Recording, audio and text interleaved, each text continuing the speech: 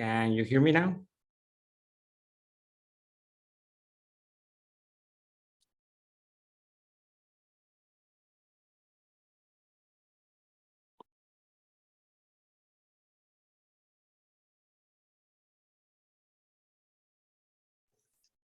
Great, thank you very much. And it's a pleasure to be with you today. My name is Rodrigo Felix. As I said, I work for Open Ownership, and I would like to share a few ideas on public beneficial ownership data and the work that we do on Open Ownership. Let me start by something very simple, considering that we only have 15 minutes. That is, what is beneficial ownership? Beneficial owner sometimes is called ultimate beneficial owner, and is how we describe the real human owners or corporate vehicles that have companies. They are people who are or who benefit from its operations and profits or control its activities, people that are at the top of the ownership chain. Beneficial owner is a person who ultimately has the right to some share of corporate entities, income and assets, or the ability to control its activities.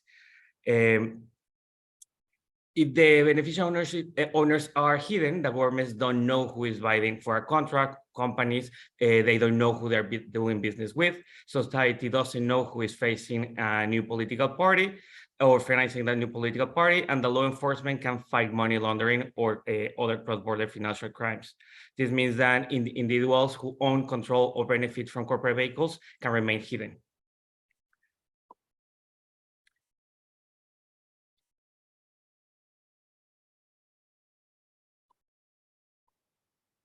In a couple of weeks ago, probably you know, on November 2nd, Canada's Bill C-42 received royal assent to amend the Canadian Business Corporations Act, and this paves the way for the creation of a federal public beneficial ownership registry for the 15% of the Canadian companies that are registered at the national level. During this passage, both François-Philippe Champagne, Canada's Minister of Innovation, Science and Industry, and Senator Percy Dunn, if I'm correct, basically committed to using open ownership, beneficial ownership data standard. And they encourage Canada's provinces to follow suit to make it easier in coming years to collect and combine beneficial ownership data from the 14 provinces and national registers, most of which are yet to be created. It's the importance of creating a beneficial ownership registry and working on this is in the information that could be used across jurisdictions to investigate corruption and the flow of money. It is meant to be structured and interoperable to help to reduce risk and deepen data analysis. And just to quote members from the Ends No Washing Coalition, money laundering is the lifeline of criminal activity, the fentanyl crisis, and foreign interference. Canada will soon have the power tool that will strengthen the integrity of its economy. The act per se, what establishes is that it creates a beneficial ownership registry for the federation, and it should be launched in early 2024. The provinces that had ultimate beneficial owner or UBO reporting requirements by December 22 included British Columbia, Manitoba, New Brunswick, Newfoundland, and Prince Edward Island. And the provinces that have implemented UBO requirements in 2023 are Ontario, Quebec, Saskatchewan, and Nova Scotia.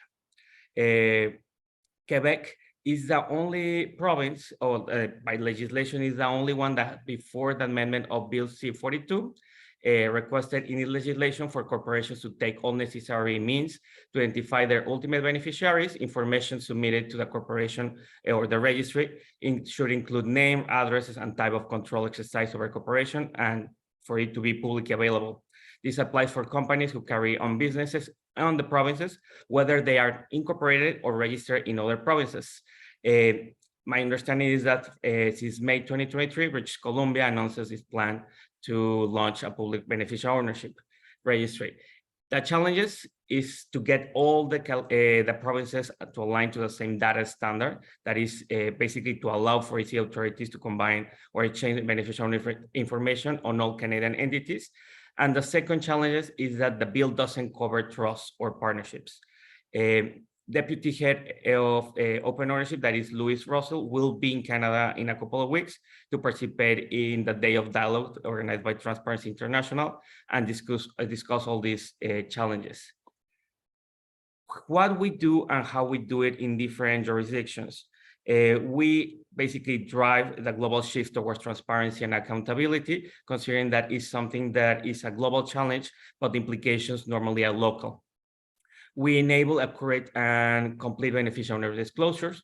We support governments to make a highly quality data shareable and educate others on how to use it. This with the aim to increase implementation cases to reduce corruption and tax evasion, but also to give fair development and build citizen trust.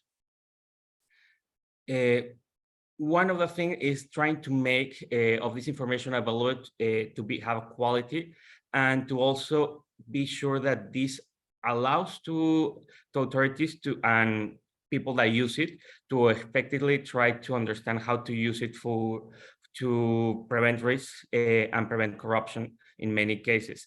This is gaining momentum globally, with over 130 countries getting commitments to implement reforms, and basically for beneficial ownership to get support on recommendations and guidance from the Financial Action Task Force, just the G7, G20, Inter-American Development Bank, the International Monetary Fund, the United Nations, the World Bank, among many others.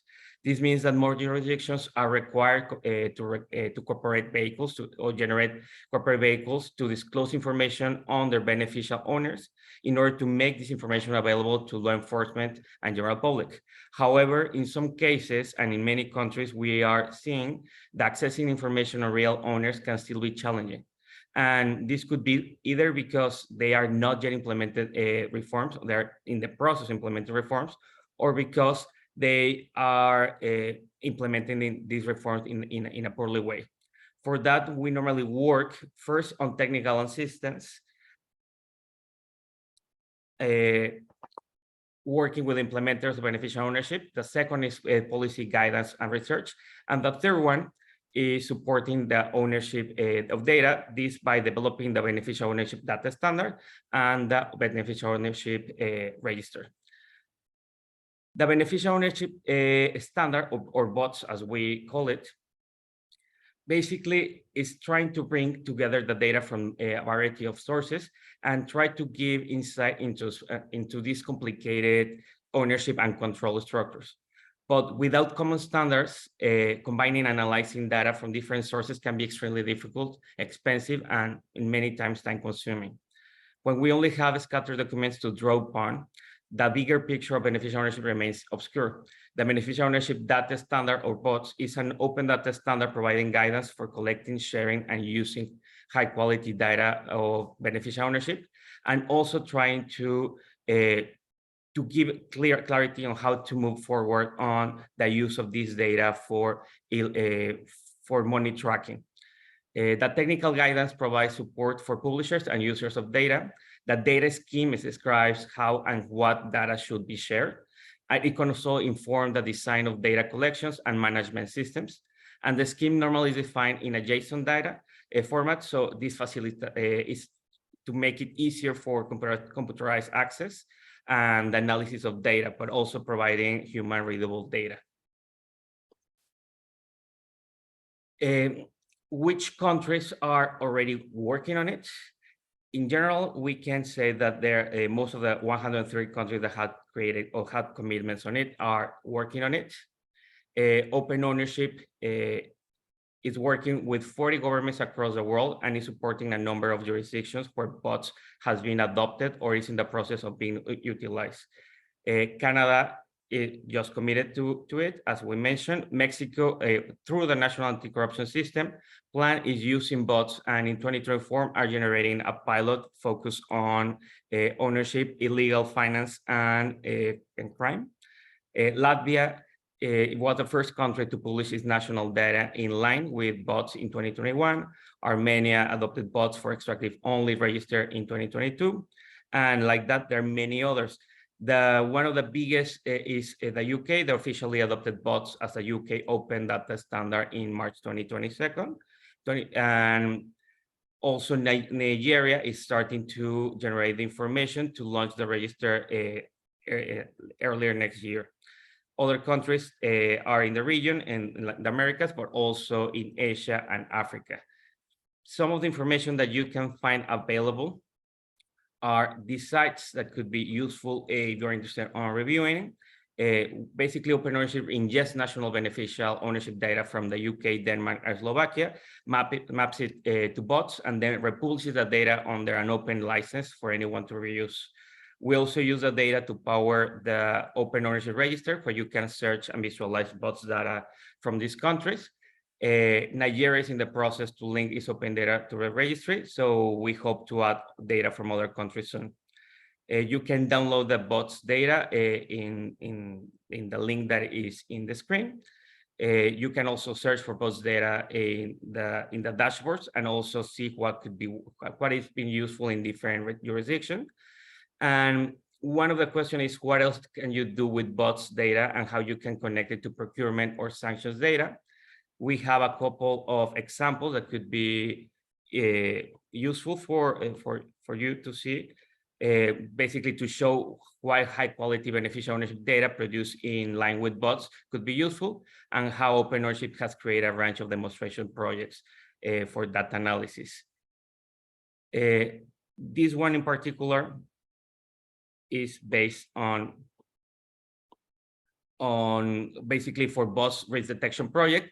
The data is converted into RDF format, so bots that data can be combined with public procurement data published in line with Open Contracting Data Standard, as well with sanctions data published by Open Sanctions, using the following the money data model and the Offshore Leaks database from the International Consortium of Investigative Journalism. This is something that we are reviewing with other areas, for example, in Latin America for the Latin American Journalist Council, and also in Africa with their members for the Consortium of Investigative Journalism. The resulting data can be using a query language used to express queries across diverse data sources and to leverage its graph nature for a series of risk and compliance use cases. Both individuals and companies can be treated as targets, and basically that will allow you to understand the relations of the different people and how relatives of sanctioned ultimate beneficial owners are linked to some of the ownership of the data and how they can use it in next lines. Another example of the project that we are developing and use cases are basically how to use the legal entity identifiers. And basically there are other detailed sources of information on corporate ownership that can be useful for different investigations. The Global Legal Entity Identifier Foundation, that is GLAIF, is working with us, and it was set up in this project by the Financial Stability Board and the G20. And basically what we are trying to do with the project is to take GLAIF data on a monthly basis and republish it in line with bots. This offers opportunity for data analysts wanting to link high quality bots data via legal entity identifier for companies to basic company information, as well as securities and other financial information using global identifiers, which has also been mapped to legal entity identifier. We can also show you how basically how to showcase some of the open source tools that Open Ownership has created. So you can see how this could be useful for your exercises in case that you're interested. You can have this one that is discover, download, analyze sources of beneficial ownership that is published in line with bots via our data analysis tools. Bots in JSON data is reformatted and made available as a CSV. Also in other languages, so you can use it for BigQuery or dataset. Another project is that basically is a tool to visualize beneficial ownership structure as clear as possible using Open Ownership data visualization guide and tools.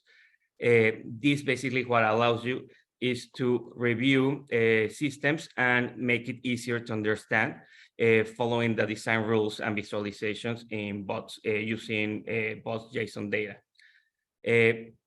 One of the libraries that is already using this is Armenia's National Register and has been incorporated into recent unveiled commercial registry products from Foster Muir. The RDF vocabulary, there is another one that that the tech team has been working on, is a vocabulary for bots, which makes it easier to query and also complex beneficial ownership data by converting it to a graph database format. The value of this demonstrates recently as part of bots risk detection projects, showing how bots RDF data can be combined with other data sets. And this can help you to leverage its graph nature for a series of risk and compliance use cases.